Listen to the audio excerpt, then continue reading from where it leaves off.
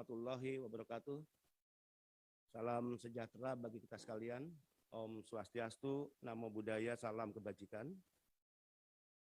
Perkenankan saya sebagai Kepala Badan Pelindungan Pekerja Migran Indonesia dan seluruh jajaran Badan Pelindungan Pekerja Migran Indonesia hadir mendampingi saya dua Deputi Kawasan Asia Afrika, Bapak Gatot Hermawan, Deputi Kawasan Eropa Timur Tengah, Bapak Irjen Polisi Ahmad Kartiko, dan juga para pejabat Eselon 2 di lingkungan BP2MI.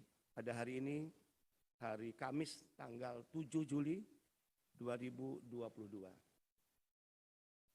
Kami akan menyampaikan keterangan pers terkait penempatan PMI sektor domestik khusus ke negara Taiwan. Jadi konferensi pers hari ini adalah khusus penempatan PMI sektor domestik ke Taiwan. Sehubungan dengan penempatan pekerja migran Indonesia sektor domestik khusus ke Taiwan, izinkan saya sebagai Kepala BP2MI menyampaikan hal-hal sebagai berikut.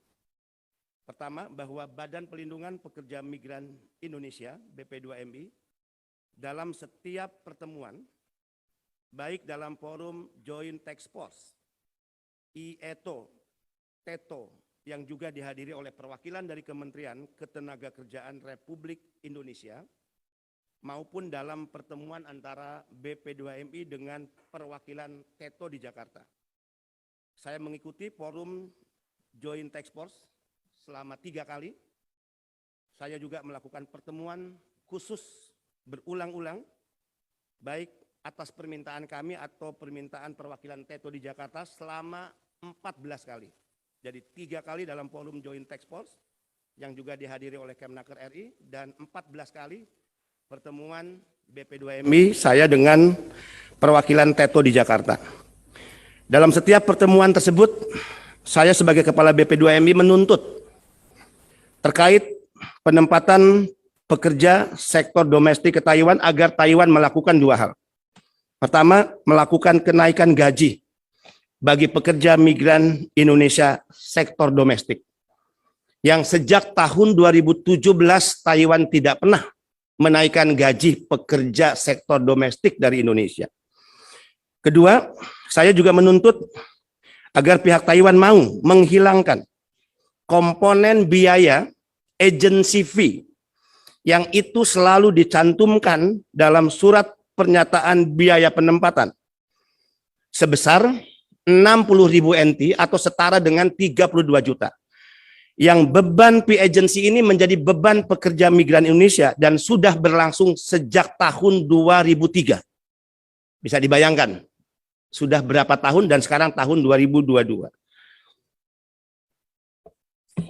Atas permintaan tersebut, terkait apa yang diminta oleh BP2MI dalam setiap forum, 3 kali dalam forum Joint Task Force, IOTO TETO, yang juga dihadiri oleh Kemnaker RI, 14 kali pertemuan antara BP2MI dengan pihak perwakilan TETO di Jakarta. Akhirnya, alhamdulillah, perjuangan yang cukup lama ini, pada tanggal 21 Juni tahun 2022, pihak Taiwan setuju untuk A, melakukan kenaikan gaji bagi pekerja migran Indonesia dari sebesar 17.000 NT per bulan menjadi 20.000 NT per bulan.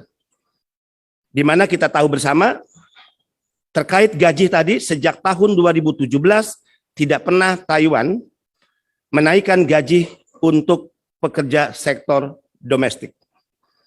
Jadi selisihnya per bulan menjadi mendapat penambahan 3.000. Jadi kalau dikonversi ke rupiah, selama 3 tahun kontrak kerja PMI sektor domestik Taiwan, akhirnya pekerja kita bisa mendapatkan keuntungan sebesar 54 juta rupiah. Kedua, Taiwan setuju dihapusnya komponen biaya agency fee sebesar 60.000 NT atau setara dengan 32 juta. Jadi fee agency tidak lagi tercantum dalam formulir perjanjian biaya penempatan. Yang saya katakan tadi, beban ini menjadi beban PMI sudah berlangsung sejak tahun 2003. Keputusan Taiwan ini tentu menjadi sejarah bagi negara kita. Ini keberhasilan diplomasi kita dengan pihak Taiwan, dan apa yang saya lakukan, apa yang BP2MI lakukan jelas ini semata-mata demi dignity dan harga diri negara kita, untuk Indonesia, dan untuk nasib dan masa depan pekerja migran Indonesia.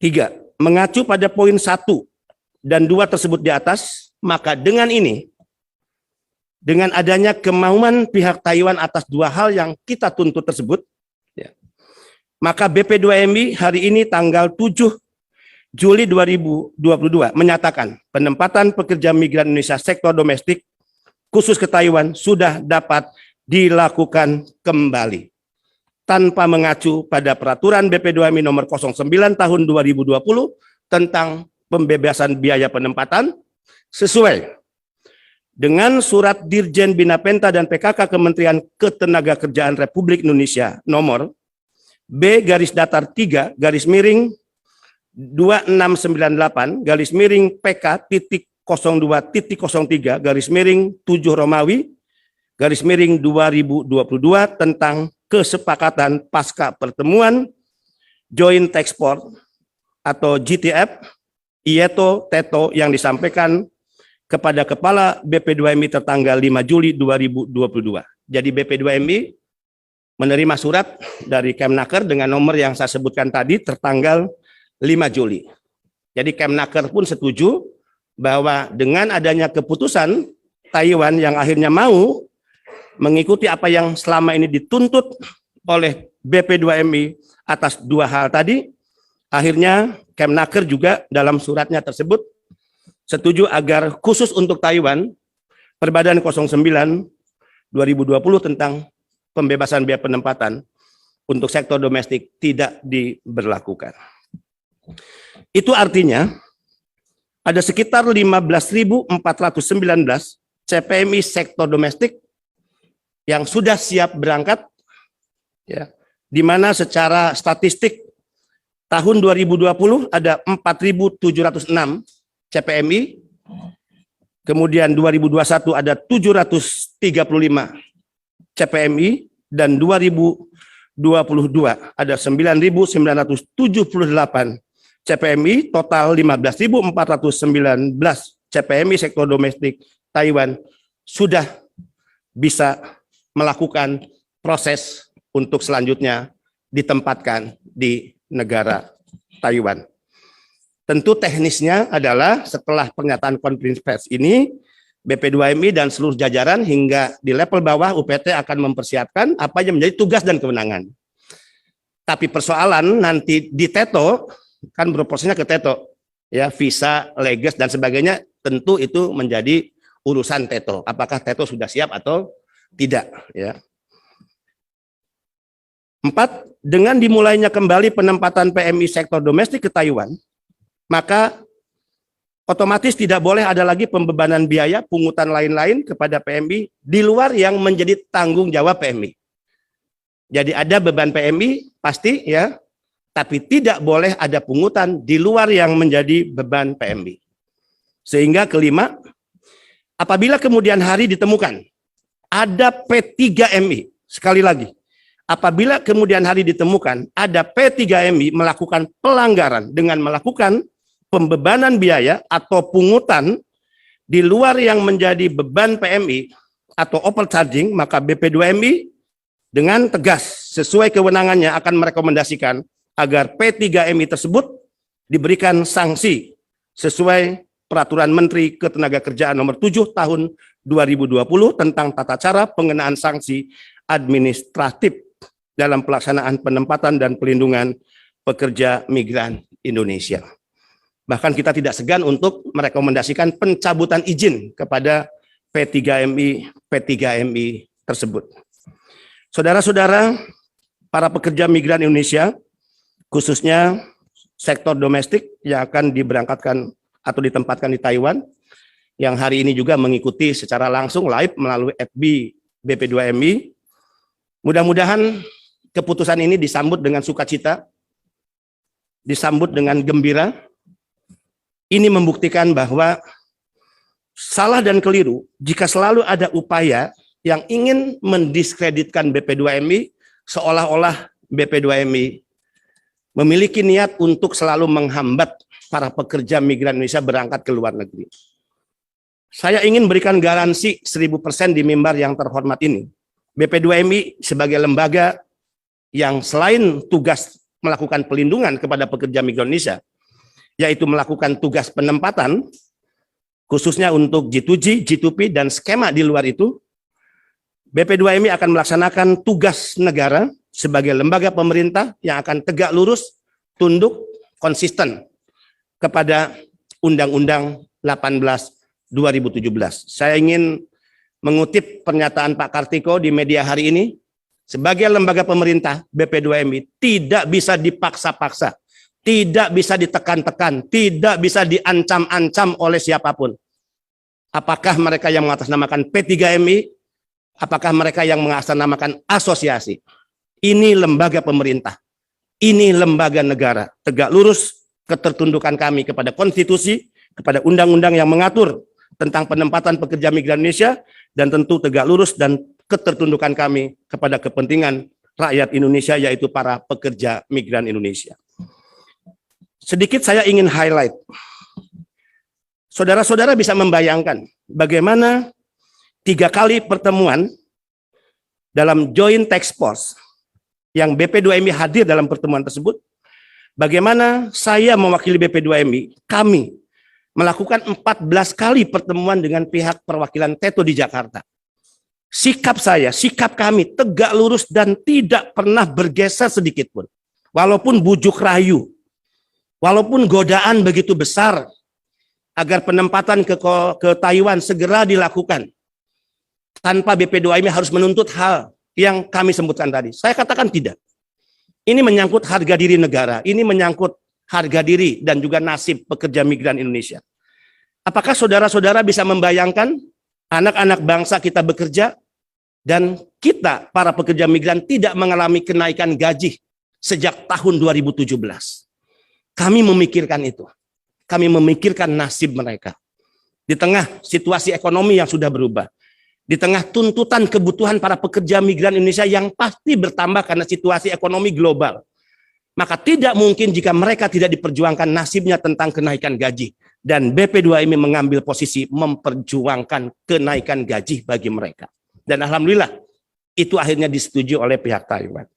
Kemudian, apakah saudara-saudara bisa membayangkan pekerja migran kita sebelum mereka tiba di Taiwan, mereka harus menandatangani formulir surat perjanjian biaya penempatan yang salah satu komponen biaya yang dibebankan kepada PMI dalam formulir tersebut, mereka harus menyetujui.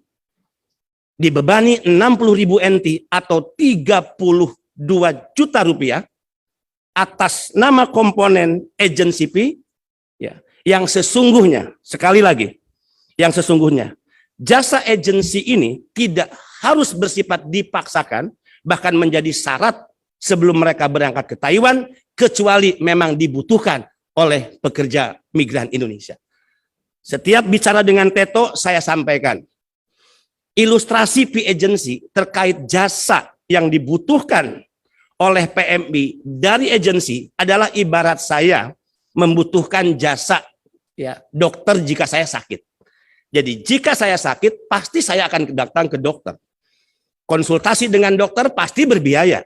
Pelayanan medis, perawatan yang dilakukan oleh dokter pasti berbiaya. Nah, jika saya sakit, saya akan datang ke dokter, dan jika menimbulkan biaya atas konsultasi dan perawatan saya, bahkan adanya resep di mana saya harus membeli obat, otomatis saya harus mengeluarkan biaya.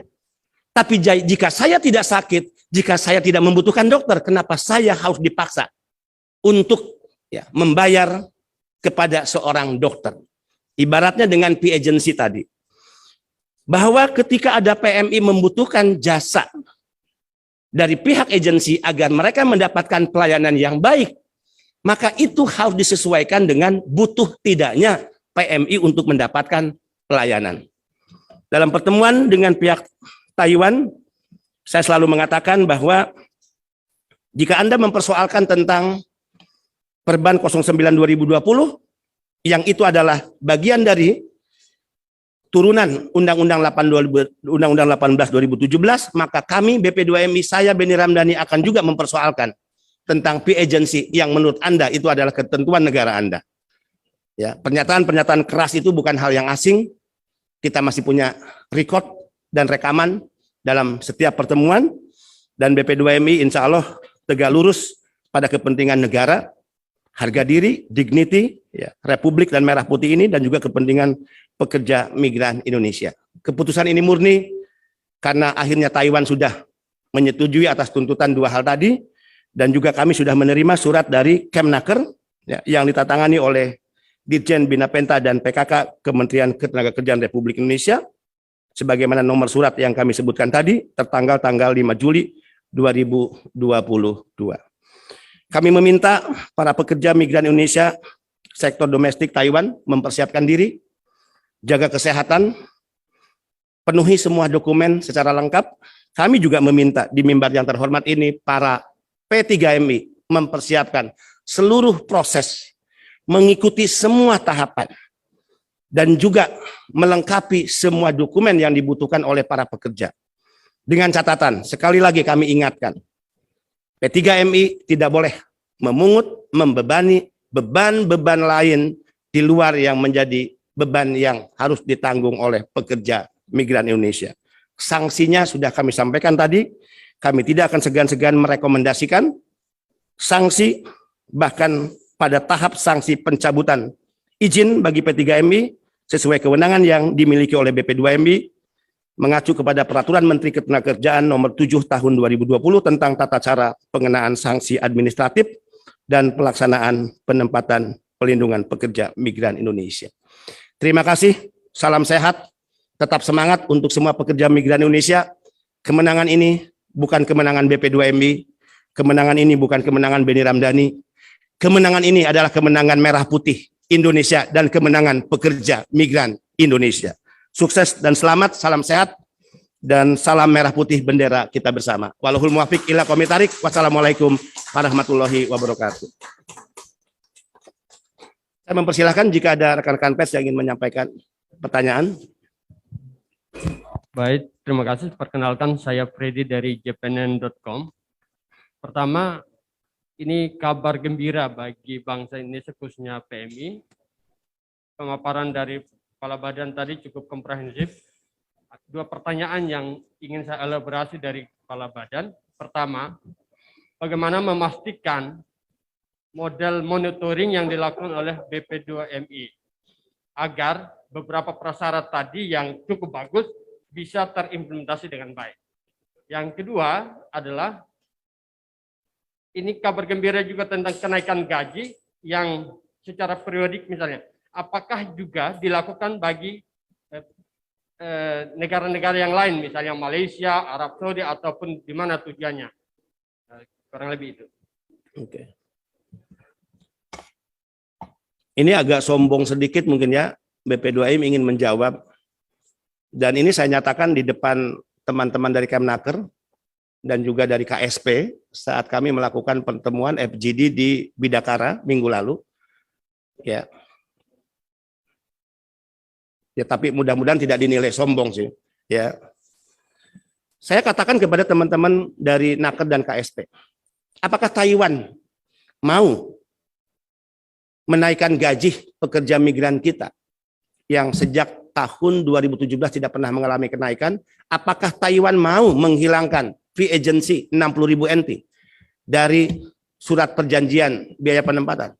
Tidak mungkin mau jika kita tidak mengeluarkan Peraturan Badan 09 2020 tentang pembebasan biaya penempatan.